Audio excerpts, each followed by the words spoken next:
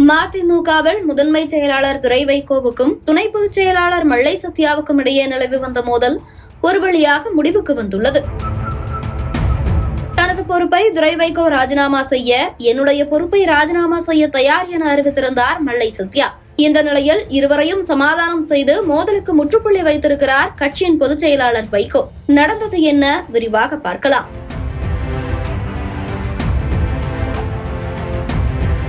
மதிமுக பொதுச் செயலாளர் வைகோவின் மகன் துரை வைகோ கட்சி பொறுப்பிற்கு கொண்டுவரப்பட்ட நாளிலிருந்தே கட்சிக்குள் அதிருப்தி குரல் வெடிக்க தொடங்கியது.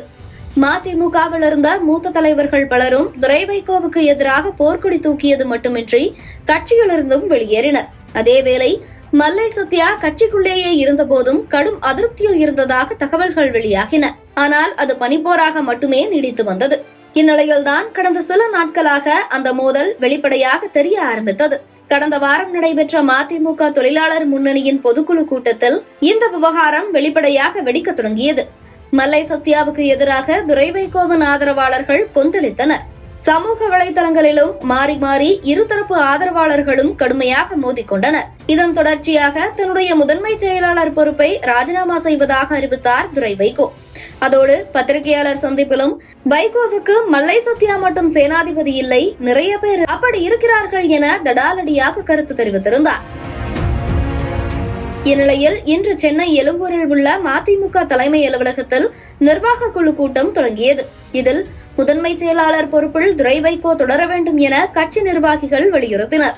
மேலும் அவருடைய விலகல் கடிதத்தை ஏற்கக்கூடாது எனவும் வலியுறுத்தினர். அதேபோல தனது கட்சி பதவியை ராஜினாமா செய்ய தயார் என மல்லை சத்யாவும் கருத்து தெரிவித்தார். மேலும் பேசிய அவர், துரை வைகோ அரசியலுக்கு வர வேண்டும் என்று முதலில் கூறியது நான்தான். நிர்வாகிகள் மூலம் வாக்கெடுப்பு நடத்தி என்னை கட்சியிலிருந்து நீக்கிவிடுங்கள். மதிமுகவில் கடைசி வரை வைகோவின் தொண்டனாக இருந்துவிட்டு போகிறேன் எனவும் கருத்து தெரிவித்தார். இதனைத் தொடர்ந்து இருவரையும் சமாதானப்படுத்தும் முயற்சியில் இறங்கினார் பொதுச் செயலாளர் வைகோ. தொடர்ந்து வைகோவின் சமாதானத்தை இருவருமே ஏற்றுக்கொண்டுள்ளனர்.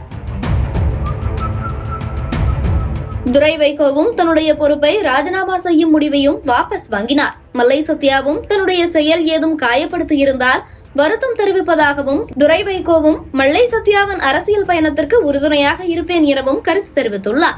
மதிமுக பொதுச் செயலாளர் வைகோ, துரை வைகோவும் மல்லை சத்யாவும் மனம் திறந்து பேசினார்கள். இருவரும் ஒற்றுமையாக இருந்து கட்சியை வழிபடுத்துவோம் என்றும், இனிமேல் இதுபோன்ற பிரச்சனைகள் நடைபெறாது என்றும் இருவரும் உறுதியளித்தனர் என கருத்து தெரிவித்துள்ளார்.